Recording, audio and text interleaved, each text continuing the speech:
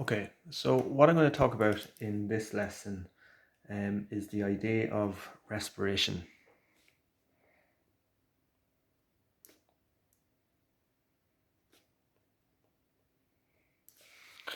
So respiration. So respiration, just in a nutshell. So what is it? So it is the process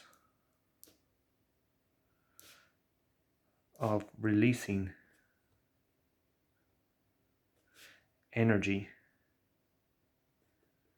from food.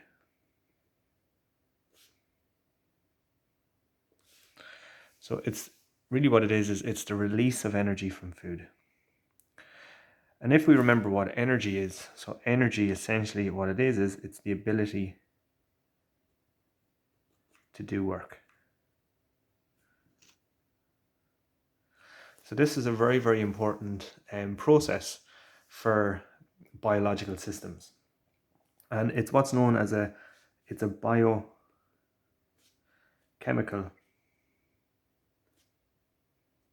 process. So it's a biochemical process.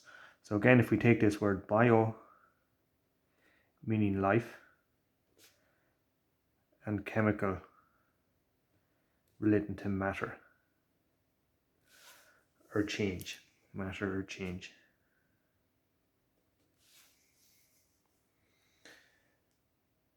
So respiration then, really what it is it's the release of energy from food. So if we think about then, there's a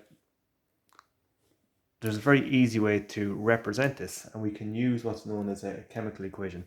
So what do we need in order for glucose to happen? Well, first of all, we need food. So we have food in the form of glucose. So you have C6H12O6. So this is glucose, and this is the chemical structure for glucose. So you have 6 carbons, you have 12 hydrogens, and you have 6 oxygens. So this is what's known as glucose. And we get glucose from our food. So we use our digestive system to break down our food and extract glucose from the food that we eat. Now, what we need to do is that's combined with O2. So O2 is the chemical formula for oxygen. So again, we use the lungs to take in oxygen, and that oxygen is transported via the red blood cells all around the body to all the different cells in the body. So you have glucose and you have oxygen.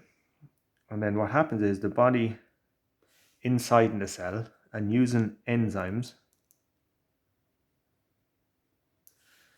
turns this glucose and this O2 into CO2, which is carbon dioxide.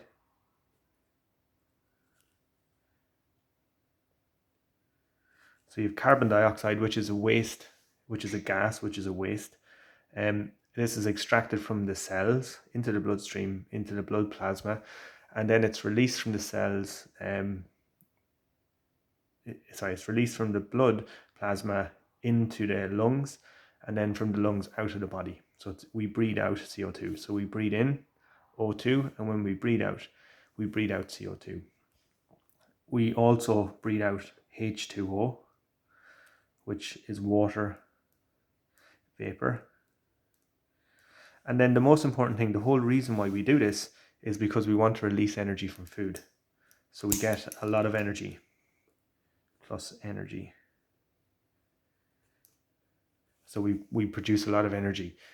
And that energy is used by the body to carry out a number of different functions within the body. So again, this is the chemical formula, if you like, for this process of respiration. So we use this process to release energy from food. It's a biochemical process, meaning that it takes place inside living organisms. And we take chemicals such as glucose and oxygen, and using the machinery that's inside the cells, we extract the energy out of the glucose. And that energy then is used to do work within inside the cell. And again, we have these waste products, CO2 and H2O. So these are waste, and the body needs to get rid of them, and it extracts them out of the body using the lungs. And also, if we look at this process as well, we have energy conversion.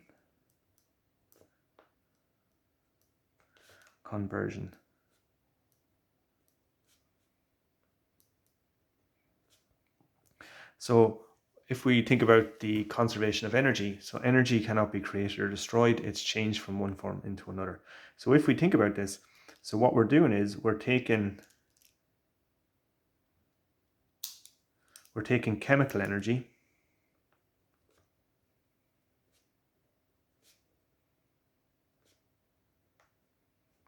so chemical energy is the energy that's contained, let's say, within the bonds, for example, of glucose. And we're converting that chemical energy into, for example, heat. We're producing heat, for example, in the body. And a lot of the energy that's produced in this process of respiration, the body uses it to keep the body warm, to keep an optimal body temperature. So this is an example of energy conversion. Also as well, another way to think about it is, if we think about, for example, if we look at this back reaction, so CO2, H2O, so this back reaction is the process of photosynthesis. And what's happening is, in photosynthesis, the sun is, plants are taking the energy from the sun, and they are trapping that solar energy into a glucose molecule, like so. So essentially what they're doing is they're taking the energy from the sun and they're converting it into chemical energy. So they're taking solar energy and converting it into chemical energy. So again, that's just energy. It's another example of energy conversion. Now it's important as well just to think about, for example, and I just mentioned it briefly, like how does the glucose, for example, get into the body? So this is something that you need to know also. So if you think about how the glucose gets into the body, so the glucose gets into the body through the digestive system.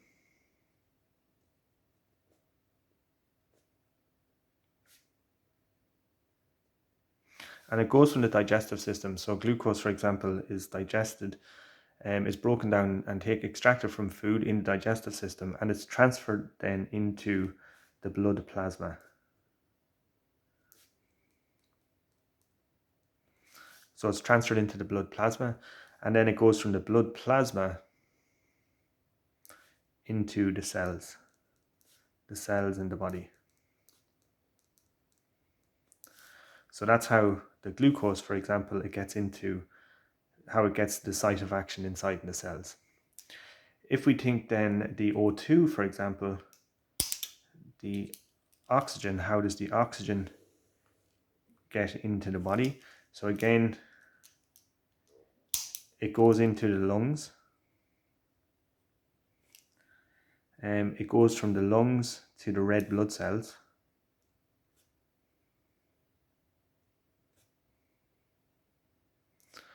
And the red blood cells use this substance, it's a chemical that's on it, it's called hemoglobin.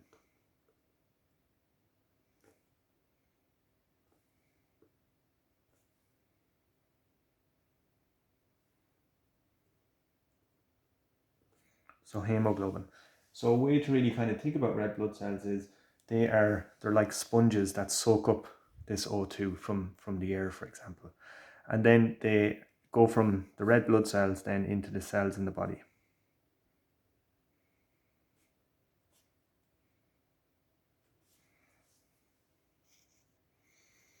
So another way to kind of think about it as well is, so imagine this is your cell.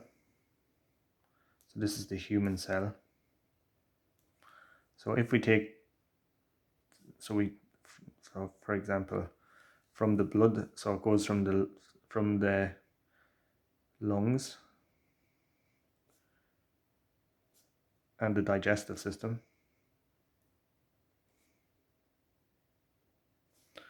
So from here, you get O2, okay, and that goes into the cell. From the digestive system,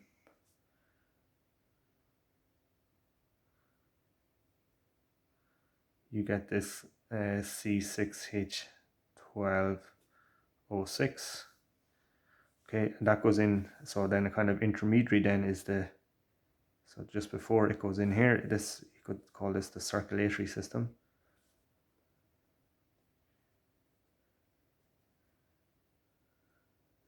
So it goes from the lungs, so O2 goes into the circulatory system, and then it goes from the circulatory system to the cells. It's used in the cells. The cells produce, if you like, energy. And then the waste,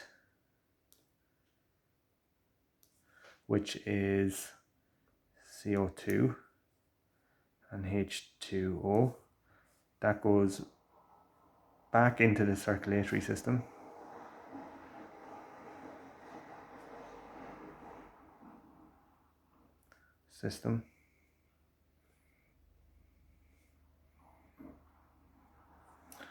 Goes back into the lungs, and then is breathed out into the environment.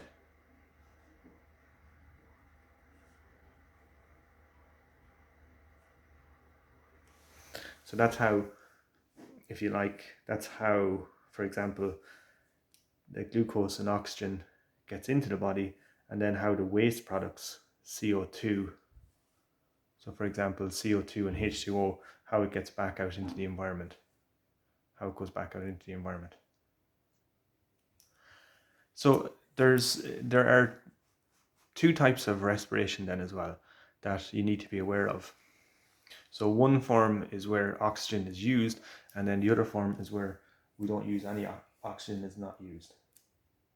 So you have what's known as aerobic respiration.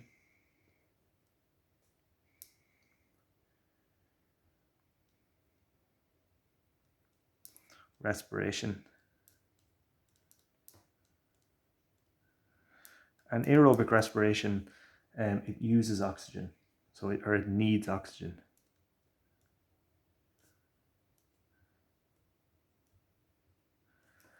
And the other form then, which is called anaerobic respiration.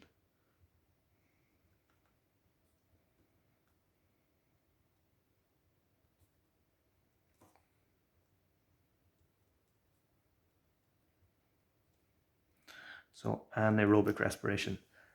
And in this process, oxygen is not needed.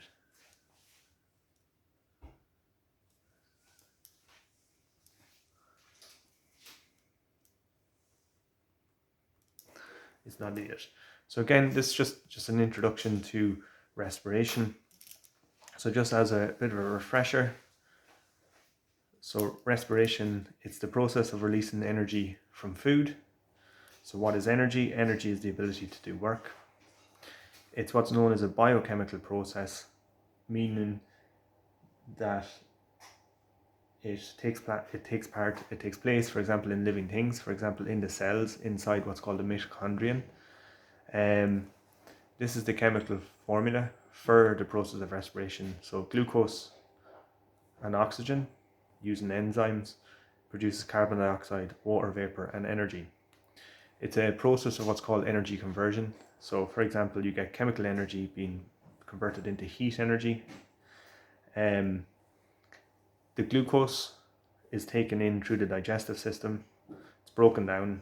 It's transferred into the blood plasma, and then it goes from the blood plasma to the cells in the body. The O2 is taken in via the lungs. We breathe it in. The red blood cells then soak up the oxygen from the lungs using this chemical called hemoglobin that's in the red blood cells, and then it's transported to the cells in the body.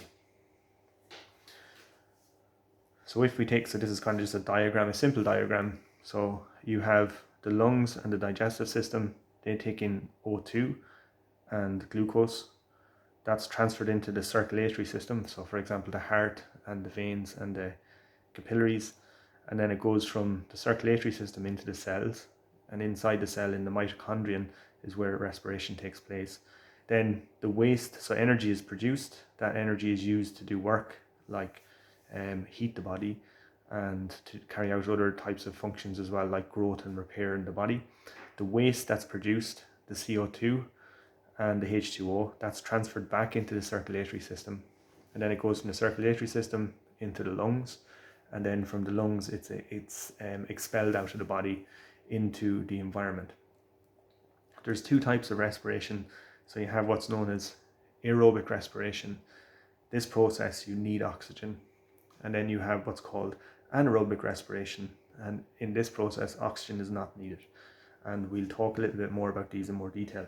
So just in the next lesson we're going to look at some of the factors that impact on respiration. So some of just some of these factors. So for example, temperature, oxygen, water, these are all things that can impact on respiration. And we'll also look at just what the energy, why the body needs that energy. Okay, so thank you for listening.